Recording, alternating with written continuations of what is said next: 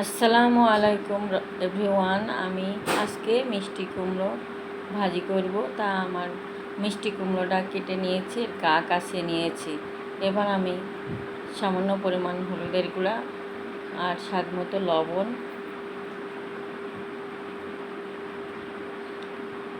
Half চামচ জিরার গুঁড়া, হাফ চামচ ধনিয়া গুঁড়া আর হাফ চামচ পরিমাণ শুকনো মরিচের গুঁড়া দিয়ে নেব।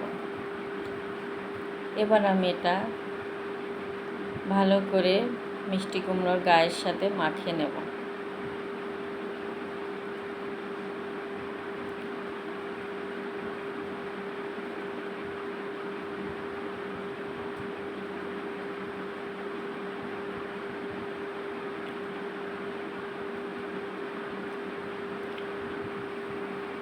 আমি সামান্য পরিমাণ বেসন দিয়ে নেব।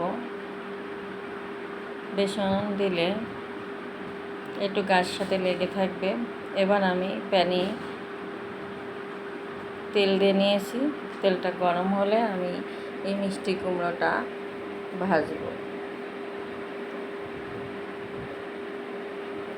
এই মিষ্টি কুমড়োটা খেতে যে এত মজা লাগে, এত মজা, তা আপনারা বাসায় না খেলে বুঝতেই পারবেন না। এত খেতে ভালো লাগে, আপনারা বুঝতেই পারবেন না যে এটা যখন খাবেন তখন বুঝতেই পারবেন না যে এটা মিষ্টি কুমড়োর ভাজা। এত ভালো লাগে খেতে। যারা মিষ্টি কুমড়ো খেতে চায় না তারা একদিন বাসায় করে খাবেন, দেখবেন এভাবে ভেজে খেলে এত ভালো লাগে।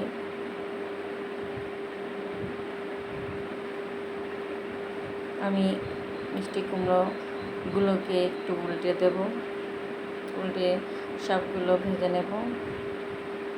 তা আপনারা কে কোথা থেকে দেখছেন আমার ভিডিওটা, যদি আপনারা একটু ঢেকে দিয়ে ভাজবো, তাহলে এটা সিদ্ধ হয়ে যাবে, ভাজাটাও ভালো হবে।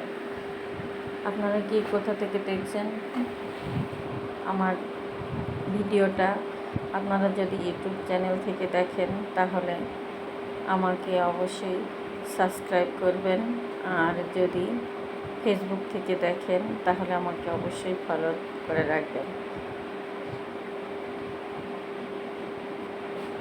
আমি তেলের ভিতরে কিছুটা পেঁয়াজ কুচি ও কাঁচামরিচ চেরা দিয়ে নিয়েছি, এটা ভেজে নেব।